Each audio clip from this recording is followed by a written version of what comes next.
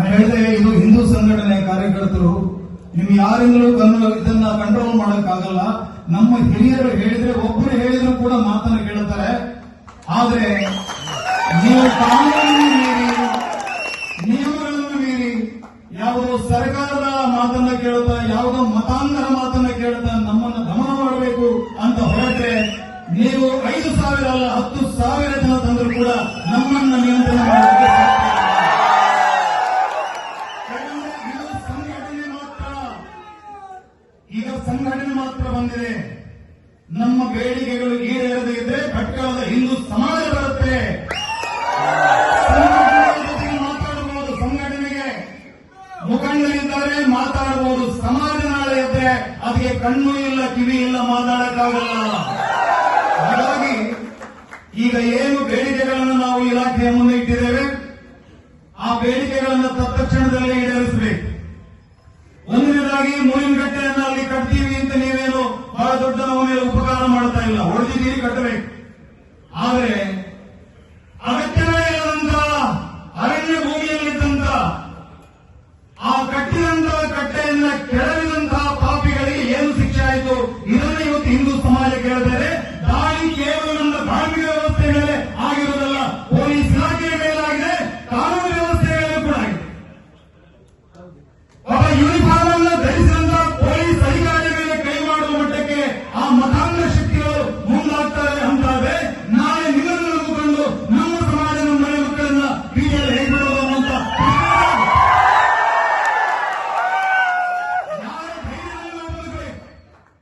ಪೊಲೀಸರನ್ನೇ ಅಟ್ಟಾಡಿಸಿಕೊಂಡು ಹೊಡಿತಾರೆ, ಕಾಲುಗಳಾಗಿ ತುಳಿತಾರಂತಾದ್ರೆ ಆ ಮತಾಂಧ ಶಕ್ತಿಗಳನ್ನ ನಿಯಂತ್ರಣ ಮಾಡೋದಕ್ಕೆ ನಿಮಗೆ ಸಾಧ್ಯ ಇಲ್ಲ ಅಂತಾದ್ರೆ 93 ಮತ್ತೊಮ್ಮೆ ನಾವು ನೆನಪಿಸಿಕೊಳ್ಳಬೇಕು. ಮತಾಂಧ ಶಕ್ತಿಗಳನ್ನು ನೀವು ಮಟ್ಟ ಹಾಕಬೇಕು.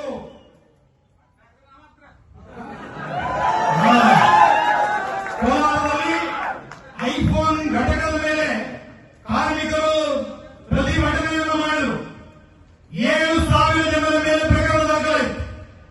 ಡಿಜೆಹಳ್ಳಿ, ಕೆಜೆಹಳ್ಳಿಯ ಪ್ರಕರಣ ಆಗುವಂತಹ ಸಂದರ್ಭದಲ್ಲಿ ಸಾವಿರಾರು ಜನರ ಮೇಲೆ ಪ್ರಕರಣ ದಾಖಲಾಗುತ್ತೆ. ನಂದಿತಾ ಪ್ರಕರಣ ಆದಂತಹ ಸಂದರ್ಭದಲ್ಲಿ ಸಾವಿರಾರು ಜನರ ಮೇಲೆ, ಶಿವಮೊಗ್ಗದಲ್ಲಿ ಪ್ರತಿಭಟನೆ ಮಾಡುವವರ ಮೇಲೆ ಪ್ರಕರಣ ದಾಖಲಾಗುತ್ತೆ. ಹಾಗಾದ್ರೆ ಭಟ್ಕಳದಲ್ಲಿ ಆ ರಾತ್ರಿ ಸೇರಿದಂತಹ 3,000 ಜನರಲ್ಲಿ ಕೇವಲ ನಿಮಗೆ 45-50 ಜನ ಮಾತ್ರ ಸಿಕ್ಕಿರೋಲ್ಲ. ವಿಡಿಯೋ ಫುಟೇಜ್ ಅನ್ನು ಹಿಡ್ಕೊಂಡು ಯಾವ ತಂತಿನ ನಾಯಕರಿದ್ರು, ಇಲ್ಲಿರುವಂತಹ ಯಾವ ಮತಾಂಧ ಸಂಘಟನೆ ಎಸ್ಡಿಪಿಐ, ಪಿಎಫ್ಐ ಮುಖಂಡರು ಆ ಸಂದರ್ಭದಲ್ಲಿ ಎಲ್ಲಿದ್ರು ಎಲ್ಲರಿಗೂ ಕೂಡ ಪ್ರಕರಣವಾಗಲ್ಲ. ಪ್ರತಿಯೊಬ್ಬ ಬಂಗಾರವೇ ಭಟ್ಕಳ ಅಂದ್ರೆ ಇವರು ಅಂದ್ಕೊಂಡಿರ್ಬೋದು ಯಾರೋ ಅಪ್ಪನ ಜಾಗೀರು ಅಂತ ಅಂದ್ಕೊಂಡಿದ್ದಾರೆ. ಭಟ್ಕಳ ಇದು ಚೆನ್ನ ಭೈರದೇವಿಯನ್ನೆಲ್ಲ, ಇದು ಜೈನರಸರ ಕಾಲದಲ್ಲಿ ಇದ್ದಂತಾನಿಲ್ಲ, ಅದಕ್ಕಿಂತ ಪೂರ್ವದಲ್ಲಿ ಸಾವಿರಾರು ವರ್ಷಗಳಿಂದ ಇದ್ದಂತಹ ಆಚರಣೆ. ಮಾರಿಯಕಟ್ಟೆ ನಾವು ಹೇಳಿದ್ರಲ್ಲ, ಶೈವ ಕಾಲೇ ಮಹಾಮಾರಿ ಶೈವ ಸೃಷ್ಟಿ ಭವತ್ಯ ಸ್ಥಿತಿಂ ಕರೋತಿ ಕಲ್ಯಾಣಂ ಶೈವ ಕಾಲೇ ಸನಾತನಿ ಮಹಾಮಾಯೆ ಶಿರಸಿ ಮಾರಿಕಾಂಬೆಯ ಆರಾಧನೆ ನಡೀತಾ ಇದ್ದಂತಹ ಒಂದು ಸ್ಥಳ. ಆ ಸ್ಥಳವನ್ನ ನಮ್ಮ ನಂಬಿಕೆಯನ್ನು ರಾತ್ರಿ ಒಂದು ಯಾರು ಧ್ವಂಸ ಮಾಡ್ತಾರೆ. ಈ ಹಿಂದೂ ಸಮಾಜ ಕೈಕಟ್ಟಿ ಅದನ್ನು ಸಹಿಸಿಕೊಳ್ಳುತ್ತೀರಿಂದ ನೀವು ಭಾವಿಸಿದ್ರೆ ನೀವು ಭ್ರಮೆಯಲ್ಲಿದ್ದೀರಿ. ನಿಮ್ಮನ್ನು ವಾಸ್ತವಕ್ಕೆ ತರುವಂತ ಕೆಲಸವನ್ನ ನಾವು ಮಾಡಿ ಮಾಡ್ತೀವಿ. ಅನೇಕ ಘಟನೆಗಳನ್ನು ಉಲ್ಲೇಖ ಕೊಡಬಹುದು.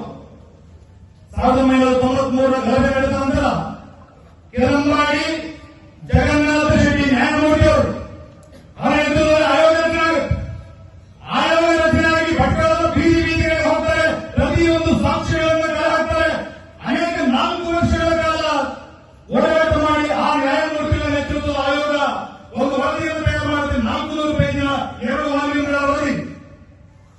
ಆ ವರದಿಯಲ್ಲೇ ಹೇಳ್ತಾರೆ, ಭಟ್ಕಳ ಅನ್ನೋದು ನೀವಂದುಕೊಂಡ ಹಾಗೆ ಇಲ್ಲ. ಈ ಭಟ್ಕಳದ ಒಳಗಡೆ ಪಾಕಿಸ್ತಾನದ ISI ಸಂಪರ್ಕ ಇರುವರಿದ್ದಾರೆ. ಯಾವ ಮುಂಬೈಯ ಬಾಂಬ್ ಬ್ಲಾಸ್ಟ್ ನಡೆಯಿತು, ಅದಕ್ಕೆ ಬೇಕಾದಂತಹ RDX ಅನ್ನು ಮೊದಲು ಭಟ್ಕಳಕ್ಕೆ ತಂದು ಆ ನಂತರ ಇಲ್ಲಿಂದ ರತ್ನಗಿರಿಯ ಮೂಲಕ ಮತ್ತೆ ಮುಂಬೈಗೆ ಕಳಿಸುವಂತಹ ಕೆಲಸಗಳಾಯಿತು.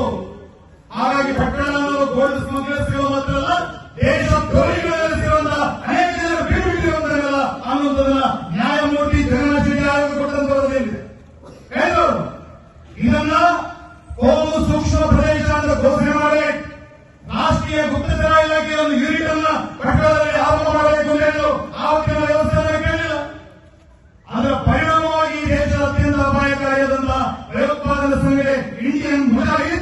ಅದು ಕಟ್ಟಡದಲ್ಲಿ ಹುಡುಕೊಳ್ಳುತ್ತೆ 130 ವರ್ಷ ಮಾಡಿ ಅನೇಕ ಅಮಾಯಕರು ನಾಟಕವನ್ನು ಮಾಡ್ತಾರೆ ಪಾಪಿಗಳು.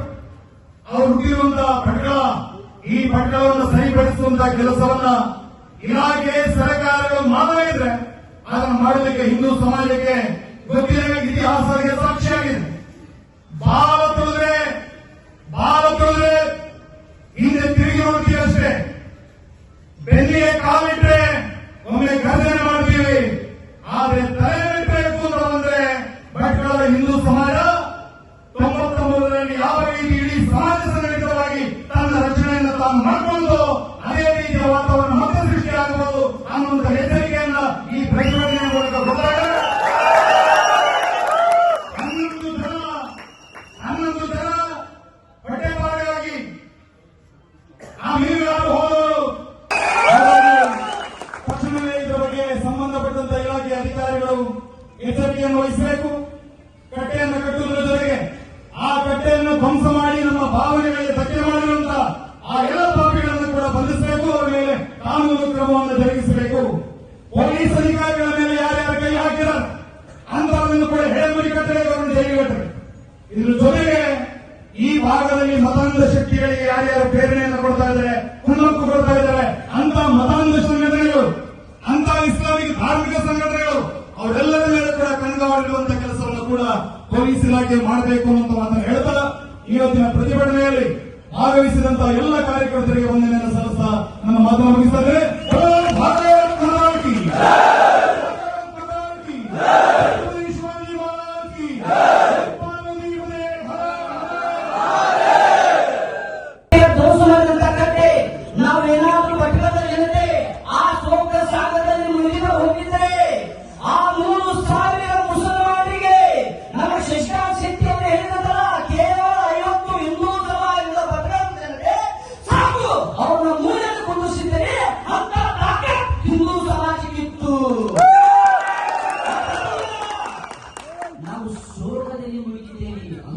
ಸಂದರ್ಭದಲ್ಲಿ ನೀವು ಗಲಾಟೆ ಮಾಡ್ತೀರ. ನೀವು ಅದೇ ಸ್ಥಳದಲ್ಲಿ ಅದೇ ಸಮಯದಲ್ಲಿ ನಮ್ಮ ಕಾರ್ಯಕರ್ತರು ಮತ್ತೆ ಮೇಲೆತ್ತರು ಆ ಸಂಸ್ಕಾರವನ್ನ ಮುಗಿಸಿ ಹಿಂದೂ ಸಮಾಜ ತಲೆಯೆತ್ತಿ ಮೇಲೆತ್ತಿ ಈ ಮುಸಲ್ಮಾನರಿಗೆ ಪ್ರತಿಯಾಗಿ ನಾವು ಕಟ್ಟೆಯನ್ನು ಕಟ್ಟುತ್ತೇವೆ ಅಂತ ಯಾವಾಗ ಹಿಂದೂ ಸಮಾಜ ಬಂತು ಅವಾಗ ಪೊಲೀಸರು ತಡೆದರು, ನಮ್ಮ ಕಾರ್ಯಕರ್ತರ ಮೇಲೆ ಕೇಸ್ ಮಾಡಿ ಬಂಧಿಸಿದ್ರು.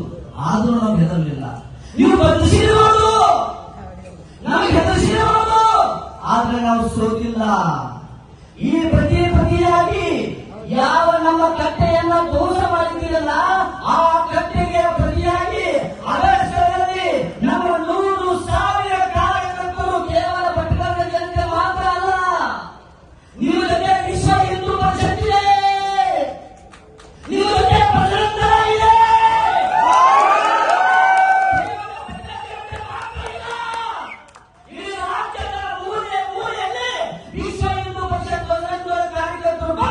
ಆ ಕಟ್ಟೆಯನ್ನು ಕಟ್ಟುತ್ತೇವೆ. ಮುಸಲ್ಮಾನ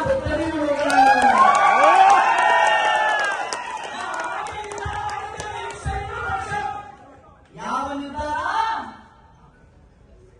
ಆ ಕಟ್ಟೆಯನ್ನ ಈ ರಾಜ್ಯದ ಮೂಲೆ ಮೂಲೆಯಲ್ಲಿ ಬಜರಂಗದ ಕಾರ್ಯಕರ್ತರು, ವಿಶ್ವ ಹಿಂದೂ ಪರಿಷತ್ ಕಾರ್ಯಕರ್ತರು, ಇಡೀ ಹಿಂದೂ ಸಮಾಜ ಸೇರಿ ರಾಜ್ಯ ವ್ಯಾಪಿ ಈ ಸ್ಥಳದಲ್ಲಿ ಹೋರಾಟ ಮಾಡೋರಿದ್ದೀವಿ.